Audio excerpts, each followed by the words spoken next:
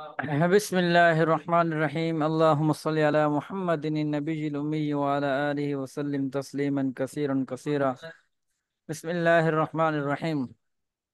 ما قبل کی آیات آپ حضرات نے سن بھی لی ہیں، اور جس کے اندر جو ہے اللہ تعالی نے اپنی توحید کا بار بار ذکر کیا، اور اپنی طرف جو ہے ان لوگوں کو متوجہ کرنے کی نبی کریم صلی اللہ علیہ وسلم کے ذریعے سے پوری پوری کوشش کی. لیکن قسمت ان لوگوں کی کہ جو نبی کریم صلی اللہ علیہ وسلم کے اوپر ایمان نہیں لائے، تو اللہ تعالی نے پھر ان کے ساتھ ان کا انجام بھی ان کو بتایا کہ تم جو مرضی کر لو، یہ دنیا کی زندگی عارضی زندگی ہے، تم گزار لو گے، لیکن ایک دن ہے تم نے اس دنیا سے چلے جانا ہے، اور پھر تم نے ہماری طرف ہی لوٹنا ہے. اور جن چیزوں کی تم عبادت کرتے ہو، یا جن چیزوں کو تم اپنا معبود مناتے ہو، یا ان کو اپنا معبود مانتے ہو، وہ تو ایک کھجور کی گٹھلی کے مالک بھی نہیں ہے. وہ تو ایک کھجور کی گٹھلی جیسی ایک چھوٹی سی چیز بھی وہ نہیں بنا سکتے. ٹھیک ہو گیا؟ تو ان پچھلی آیات کے اندر جو ہے یہ بیان کیا گیا تھا. اب ان آیات کے اندر بھی تقریباً اللہ تعالیٰ کی توحید کا ہی تذکرہ چل رہا ہے، لیکن کہیں کہیں پر بھی ان کفار کی طرف اور ان لوگوں کی طرف جو ہے متوجہ ہو کر اللہ تعالیٰ جو ہے ان کو بار بار یہی سمجھا رہے ہیں کہ یہ دنیا، یہ جس طرح ایمان والا اور کافر جیسے برابر نہیں ہو سکتے، تو اسی طرح جس طرح آنکھوں والا اور نابینا برابر نہیں ہو سکتے، جس طرح رات اور دن برابر نہیں ہو سکتے، اور جس طرح گرمی اور سردی برابر نہیں ہو سکتے، تو اسی طرح ایمان والا اور کافر بھی برابر نہیں ہو سکتے. تو ان آیات کے اندر جو ہے اس کی وضاحت کی جا رہی ہے کہ یا ایھا الناس انتم الفقراء الی اللہ واللہ هو الغنی الحمید. یا ایھا الناس، اے لوگو، انتم الفقراء، تم محتاج ہو، الی اللہ، اللہ تعالی کی طرف، واللہ هو الغنی الحمید، وہ اللہ، هو الغنی جو بے پرواہ ہے، الحمید کا مطلب ہوتا ہے تمام تعریفوں کو جامع ہے، یعنی تمام تعریفیں اس کے لیے ہیں، یا سب تعریفوں کا وہ مالک ہے. ان یشاء یذہبکم، اگر وہ چاہے، یذہبکم، تم کو لے جائے، ویأتی بخلق جدید، اور تمہاری جگہ جو ہے ایک نئی تخلیق یا ایک نئی جو ہے قوم جو ہے وہ آباد کر دے. اس آیت کے اندر جو ہے اللہ رب العزت پہلی آیت کے اندر تو یہ فرمایا، اے انسان، تو جتنا مرضی بھی بڑا ہو جائے، یا تو جتنا مرضی تیرے پاس پیسہ آ جائے، طاقت آ جائے، جو مرضی تیرے پاس قوت آ جائے، لیکن پھر بھی تو اسی کا ہی محتاج ہے جس اللہ نے تجھے پیدا کیا ہے. اس کے علاوہ تو کسی اور کی طرف تو یہ کہہ دے کہ میرے پاس جو ہے پیسہ ہے، سب کچھ میں خود ہی کر رہا ہوں، یہ میرا اپنا کمال ہے، تو ایسی کوئی بات نہیں ہے. بلکہ اگر اللہ تعالی چاہے تو تم کو فنا کر دے، تمہارے اس تکبر کی وجہ سے، تمہارے اس غرور کی وجہ سے، اور تمہارے اللہ کے نبی صلی اللہ علیہ وسلم پر ایمان نہ لے کے آنے کی وجہ سے جو ہے اللہ تعالیٰ جو ہے وہ تم کو فنا کر دے، اور تمہاری جگہ پر کیا نام ہے کوئی نئی مخلوق جو ہے وہ پیدا کر دے. تم یہ نہ سمجھو کہ کیا نام ہے یہ سارا نظام جو ہے میں اپنا خود ہی چلا رہا ہوں، اور زمین کے اوپر اکڑ اکڑ کر چلتا ہوں. تمہاری پیدائش جو ہے وہ تو ایک نطفے سے ہے. تم ذرا اپنی پیدائش کے اوپر تو غور کر کے دیکھو. اس کے بعد آگے فرمایا کہ وما ذالک علی اللہ بعزیز، اور یہ ایسا کرنا اللہ تعالیٰ کے لیے کوئی مشکل بات نہیں ہے. اللہ تعالیٰ کے اوپر بعزیز، ان کا مطلب یہاں پر ہوگا کوئی مشکل نہیں ہے. اللہ تعالیٰ کے اوپر ایسا کرنا کوئی مشکل نہیں ہے. یعنی اللہ تعالیٰ نے پہلے بھی انبیاء کرام علیہ السلام کو ان کی قوموں کی طرف بھیجا تھا. جب وہ قوم نبی پر ایمان نہیں لے کر آتی تھی، تو اللہ تعالیٰ جو ہے اس قوم کو تباہ و برباد کر دیتے تھے، اور اس کی جگہ جو ہے کوئی ایک نئی مخلوق یا نئی قوم جو ہے کیا نام نام ہے وہ پیدا کر دیتے تھے۔ تو اسی طرح اگر تم یہ کہتے ہو یہ میرا اپنی مرضی ہے اور میں یہ سب کچھ میرا اپنا ہے اور میں نہیں جانتا اللہ کون ہے، تو ایسا تمہارا کہنا یہ تمہارے لیے ہی نقصان دہ ہوگا، کیونکہ اللہ کو تو کوئی فرق نہیں پڑتا کہ تم اللہ کو مانو یا نہ مانو، بلکہ اس کے اندر تو تمہارا اپنا فائدہ ہے۔ اس کے بعد آگے فرمایا کہ ولا تزر وازرۃ وزر اخرى، نہیں اٹھائے گا وازرۃ اٹھانے والا، وزر اخرى کسی دوسرے کا بوجھ۔ اس آیت کے اندر یہ بتایا جا رہا ہے، آگے ترجمہ آپ سن لیں پھر اس کی تفسیر کرتے ہیں۔ وَإِن تَدْعُ مُثْقَلَةٌ إِلَىٰ حِمْلِهَا، اگر پکارے مُثْقِلَةٌ إِلَىٰ حِمْلِهَا، کوئی بوجھ اٹھایا ہوا شخص، یعنی کوئی بوجھ اٹھایا ہوا جس نے اپنے اوپر بوجھ لادا ہوا ہے، اگر وہ کسی آدمی کو جو ہے وہ دعوت دے گا یا پکارے گا، تو لا يحمل منه شيئا،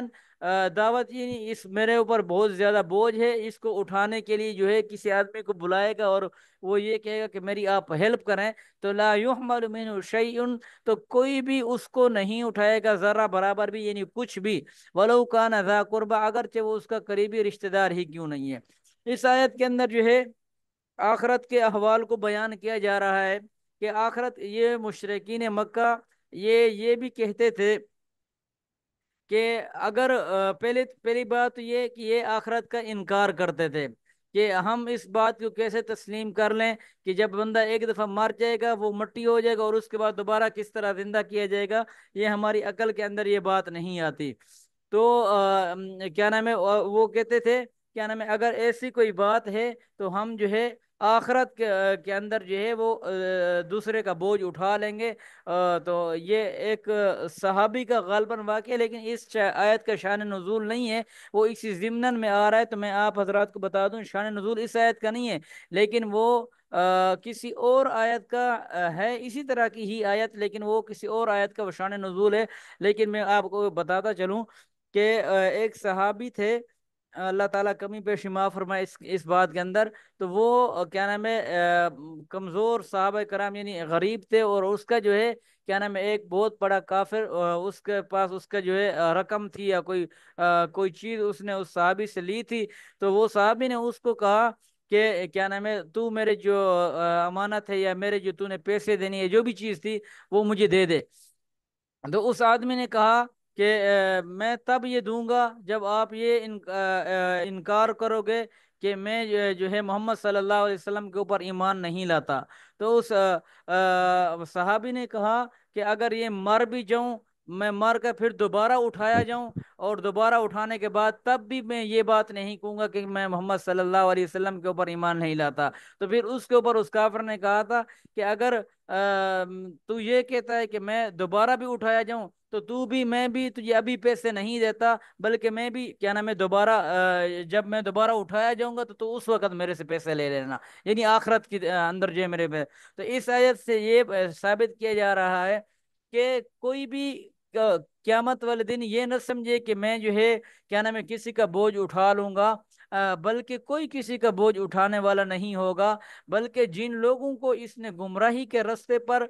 ڈالا ہے ان لوگوں کا بھی بوجھ یہ آدمی اٹھائے گا جس نے ان کو گمراہی کا راستہ دکھایا ہے۔ اب سوال یہ ہوتا ہے کہ کیا جو لوگ اس ایک آدمی کی وجہ سے گمراہ ہوئے ہیں، کیا ان سے بوجھ ختم ہو جائے گا؟ تو مفسرین حضرات نے لکھا ہے کہ نہیں، ان سے بھی بوجھ ختم نہیں ہوگا، بلکہ ان کو اگر کیا نام ہے ان کے اوپر اگر بوجھ ایک گنا لادا جائے گا، اور جو گمراہ کرنے والا ہے اس کے اوپر 2 گنا بوجھ جو ہے وہ لادا جائے گا۔ ٹھیک ہو گیا؟ اور وہ ایسا دن ہوگا، اس دن کوئی قریبی رشتہ دار جو ہے وہ بھی کسی کے کام آنے والا نہیں ہوگا، یعنی ماں باپ بیٹا بھائی سب کچھ، اگر کوئی یہ باقاعدہ یہ بات لکھی گئی ہے کہ اگر کیا نام ہے باپ جو ہے وہ اپنے بیٹے سے کہے گا آپ تو مجھے جانتے ہو کہ میں آپ کا باپ ہوں، وہ کہے گا ہاں میں بالکل جانتا ہوں، آپ ہمارے والد ہیں، آپ ہمارے لیے محترم ہیں، وہ کہیں گے مجھے اس چیز کی ضرورت ہے، تو بیٹا انکار کر دے گا اور بیٹا کہے گا کہ یہ ایسی چیز میں آپ کو کبھی بھی نہیں دے سکتا، کیونکہ اگر میں یہ آپ کو دے دوں گا تو میں خود کیا کروں گا، میں خود بھی اس طرح رہ جاؤں گا جس طرح آپ میں۔ تو اسی طرح ماں بیٹی سے، بیٹی جو ہے اپنی بیٹے سے یا بیٹی سے، اس طرح جو ہے کیا نام ہے، وہ ایسا وقت ہوگا کہ کوئی کسی کے کام نہیں آنے والا ہوگا۔ فَإِذَا جَاءَتِ الصَّاخَّةُ يَوْمَ يَفِرُّ الْمَرْءُ مِنْ أَخِيهِ وَأُمِّهِ وَأَبِيهِ، جو باپ ہے وہ بیٹے سے بھاگے گا، ماں جو ہے وہ کیا نام ہے بیٹی سے بھاگے گی، تو وہ ایک ایسا دن ہوگا۔ اس کے بعد آگے فرمایا کہ انما تنذر الذین یخشون ربهم بالغیب، بے شک سوائے اس کے کہ تو ڈراتا ہے الذین ان لوگوں کو، یخشون جو ڈرتے ہیں، ربهم اپنے رب سے، بالغیبی بغیر دیکھے، یعنی آپ کے جو ڈرانے کا جو مقصد ہے، یا تو ان کو جو بار بار ڈرا رہا ہے، اس سے وہ کفار لوگ نہیں ڈرتے۔ یعنی وہ تو یہ کہتے ہیں کہ ہم تو اللہ کو ہم نے دیکھا ہی نہیں ہے، ہم تو جانتے ہی نہیں ہیں، بلکہ وہ لوگ ڈرتے ہیں، یعنی مومنین لوگ ڈرتے ہیں جو اللہ کو بن دیکھے اللہ کے اوپر ایمان لے کر آئے ہیں، وہ اقام الصلاۃ، اور وہ نماز قائم کرتے ہیں۔ فمن تزکا فانما یتزکا لنفسی، پس جو شخص کیا نام ہے سنورے گا، فَإِنَّمَا يَتَزَكَّى، پس اس کا جو سنورنا ہے، لِنَفْسِهِ اس کی اپنی ذات کے لیے ہے۔ یعنی جو بندہ جو ہے وہ صحیح راستے پر چلے گا یا اپنا تزکیہ کرے گا، تو اس کا یہ تزکیہ کرنا اور اس کا جو ہے سنورنا، یا اس کا اس صحیح سمت یا صحیح راستے پر چلنا، یہ اس کی اپنی ذات کے لیے فائدہ ہے۔ ایسا نہیں ہے کہ اگر جو ہے وہ کوئی صحیح راستے پر چلے گا تو اس سے کوئی اللہ کو فائدہ ہوگا یا نبی کو فائدہ ہوگا، ایسا نہیں ہے، ٹھیک ہو گیا، بلکہ اس کا اپنا فائدہ ہوگا، اور اس نے جو ہے پھر جنت میں جو بندہ نبی کے اوپر ایمان لے کر آئے گا، اللہ تعالیٰ اس کو جنت میں داخل کر دیں گے۔ وہ الی اللہ المصیر، اور اسی کی طرف جو ہے وہ رجوع ہے، اور اسی کی طرف جو ہے لوٹنا ہے۔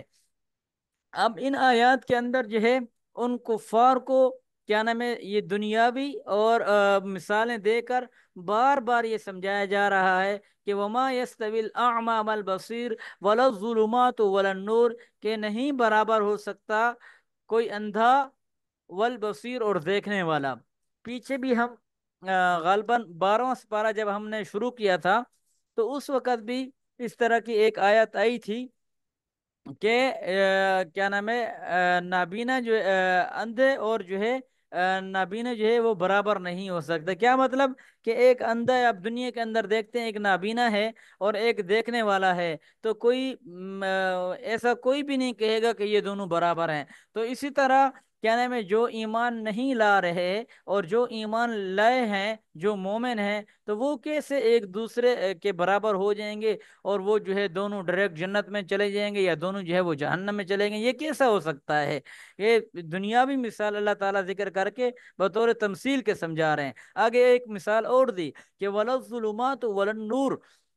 اور یہاں پر آپ دیکھ لیں کہ یہاں پر الاعمیٰ سے مراد جو ہے کفار ہیں، اور والبصیر سے مراد جو ہے وہ مومنین ہیں۔ والظلمات والنور، الظلمات سے مراد کفار ہیں اور النور سے مراد مومنین ہیں۔ والظلمات والنور، اور نہ ہی اندھیرے والے اور نہ ہی روشنی والے، یعنی اندھیرا اور نہ ہی اندھیرا اور نہ ہی روشنی۔ کیا مطلب؟ یعنی جس طرح اندھیرا اور روشنی جو ہے ایک دوسرے کے متضاد ہیں، یہ دونوں جمع نہیں ہو سکتے، تو اسی طرح مومنین بھی ایک الگ چیز ہیں، ایک الگ اللہ تعالیٰ کے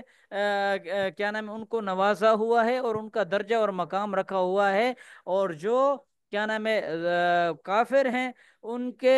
کے سامنے جو ہے بظاہر تو روشنی ہے لیکن اندھیرا ہی اندھیرا ہے، کیونکہ اندھیرا جو ہے ان کا دل جو ہے وہ کیا نام ہے ایک کیا نام ہے اس کے دل کے اوپر جو ہے ایک دھبا لگا ہوا ہے، جس کی وجہ سے ان کو حق بات جو ہے وہ نظر نہیں آ رہی، بلکہ وہ جو ہے کیا نام ہے ایک اندھیرے اور گھاٹی کی طرف جا رہے ہیں۔ ولا الظل ولا الحرور ولا الحرور، اور نہ ہی سایہ اور نہ ہی کیا نام ہے لو، یعنی گرمی اور کیا نام ہے ایک تپتی ہوئی دھوپ ہے، اور ایک جو ہے سخت قسم کی لو ہے، اور ایک جو ہے کیا نام ہے سایہ دار بندہ درخت کے نیچے سایہ ہوتا ہے یا کوئی سایہ دار چیز ہوتی ہے، تو ان دونوں یہ بھی برابر نہیں ہو سکتے۔ تو اسی طرح وما یستوی الاحیاء والاموات، اور نہ ہی زندے اور نہ ہی مردے آپس میں برابر ہو سکتے ہیں۔ ان اللہ یسمع من یشاء، بے شک اللہ تعالیٰ سناتا ہے جس کو چاہتا ہے، ٹھیک ہے۔ وما انت بمسمع من فی القبور، اور نہیں سنا سکتے اے محمد صلی اللہ علیہ وسلم آپ من فی القبور، جو قبروں میں ہیں، اور آپ جو ہے وہ سنانے والے نہیں ہیں من ان کو فی القبور جو قبروں میں ہیں۔ اس کا کیا مطلب؟ اس کا ایک مطلب تو یہ بیان کیا گیا ہے کہ وما انت اللہ تعالیٰ جو ہے ان اللہ یسمع من یشاء، یعنی اللہ تعالیٰ تو ہر چیز، یعنی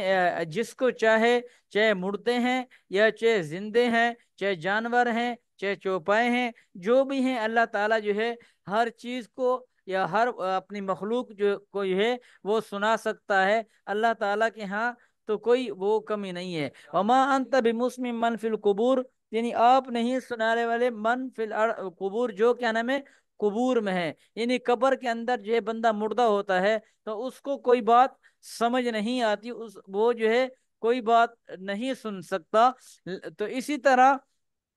کہ یہ جو لوگ ہیں یہ دل کے مردے ہوئے پڑے ہیں، یعنی ان کے دل کے اندر جو ہے اس طرح کیا نام ہے اندھیرا، اور اس طرح کیا نام ہے کفر غالب آ چکا ہے کہ وہ جو ہے حق بات کو سننے سے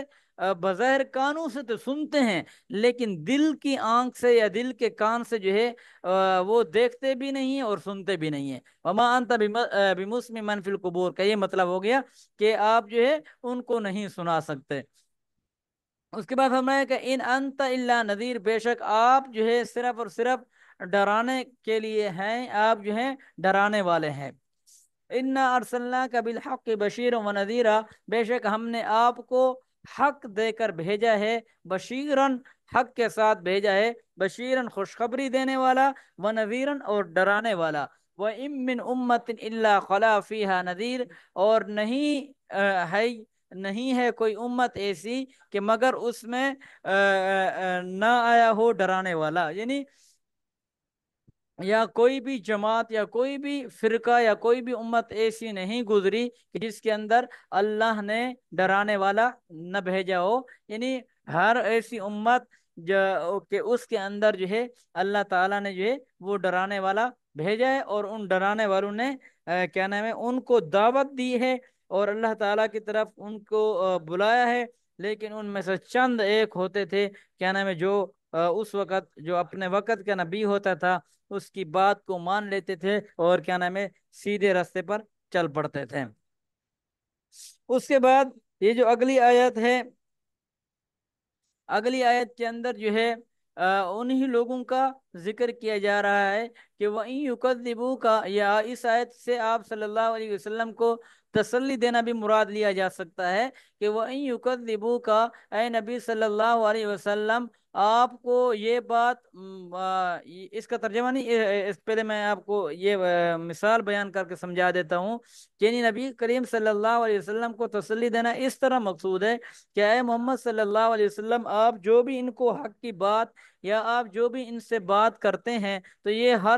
ہر وقت آپ کی بات کو جھٹلاتے ہیں، اور ہر وقت جو ہے کیا نام ہے آپ کو برا بلا بھی کہتے ہیں، اور لوگوں کو بھی یہ کہتے ہیں کہ یہ کیا نام ہے محمد جو ہے یہ جھوٹا ہے، یہ جھوٹ بول رہا ہے، یہ اپنی طرف سے باتیں گڑتا ہے۔ تو حالانکہ نبوت سے پہلے تو یہ آپ کو صادق اور امین کہا کرتے تھے، لیکن اس آیت کے اندر تسلی یہ دی ہے اے محمد صلی اللہ علیہ وسلم آپ فکر نہ کریں، وَإِن يُكَذِّبُوكَ، کہ اگر وہ آپ کو جھٹلاتے ہیں، فَقَدْ كَذَّبَ الَّذِينَ مِن قَبْلِهِمْ، تحقیق جھٹلایا الذین ان لوگوں نے، من قبلہم اپنے سے پہلے والوں، یعنی ان سے پہلے والے جو تھے انہوں نے بھی اپنے نبی کو جھٹلایا۔ کوئی یہ نئی بات نہیں ہے، بلکہ جہاں پر حق آتا ہے اس کے مقابلے میں اس کا باطل بھی موجود ہوتا ہے۔ تو یہاں پر اگر یہ آپ کو جھٹلا رہے ہیں تو آپ ان کے جھٹلانے کی وجہ سے آپ جو ہے اپنے دل کے اوپر کیا نام ہے کوئی یہ ایسا محسوس نہ کریں کہ یہ جو ہے میں جب بھی ان کو دعوت دیتا ہوں یہ جو ہے میری بات نہیں مانتے. آپ غمگین نہ ہوں، آپ پریشان نہ ہوں. یہ صرف آپ کے ساتھ نہیں ہو رہا بلکہ آپ سے پہلے جتنے نبیوں کو بھی ہم نے بھیجا ہے ان کی قوموں نے بھی ان کو جھٹلایا ہے. جاءتہم رسلہم بالبینات، جب ان کے پاس آ جاتے تھے رسلہم، ان کے رسل، بالبیناتی، واضح نشانیوں کے ساتھ، ٹھیک ہے، وبالزبری، اور صحیفوں کے ساتھ، وبالکتاب المنیر، اور ایک روشن کتاب کے ساتھ. جب یہ ان تمام چیزوں کے ساتھ جو ہے ان کے پیغمبر ان کے سامنے آ جاتے تھے تو اس کے باوجود بھی وہ حق کو جھٹلاتے تھے اور کیا نام ہے باطل کو اپناتے تھے. ٹھیک ہو گیا. تو اللہ تعالیٰ فرما رہے ہیں کہ ثم اخذت الذین کفروا فکیف کان نکیر، پھر میں نے پکڑا الذین، ان لوگوں کو، کفروا، جنہوں نے کفر کیا، فکیف کان نکیر، پس کیسے رہا میرا انکار. یعنی پس انہوں نے تو میرا انکار کیا تھا، اور تو میرا انکار کرنا اب کیا ان کے لیے یہ کیا نام ہے فائدہ مند رہا یا نقصان رہا، کہ جب اللہ نے ان کی بستیوں کو ہی غرق کر دیا. اور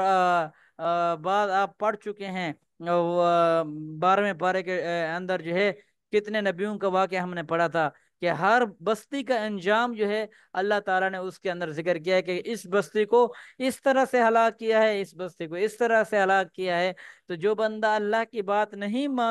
مانتا، یا جو قوم اللہ کی نافرمانی پہ اتر آتی ہے، تو پھر اللہ تعالیٰ ایسا کرتے ہیں اور ان کی جگہ پر جو ہے وہ دوسری مخلوق پیدا کر دیتے ہیں. اس کے بعد اگلی آیت میں فرما رہے ہیں کہ الم تر ان اللہ انزل من السماء ماء، کہ کیا آپ دیکھتے نہیں کہ بے شک اللہ تعالی انزل، نازل کرتا ہے، من السماء، انزل، نازل کیا ہے، من السماء، آسمان سے، ماء، پانی کو، فاخرجنا به ثمرات، پس ہم نکالتے ہیں. اللہ تعالیٰ فرما رہے ہیں کہ پس ہم نے نکالا، اخرجنا بھی، اس معنی کے ذریعے، ثمرات، میوجات، مختلفاً، مختلفاً کا مطلب ہوتا ہے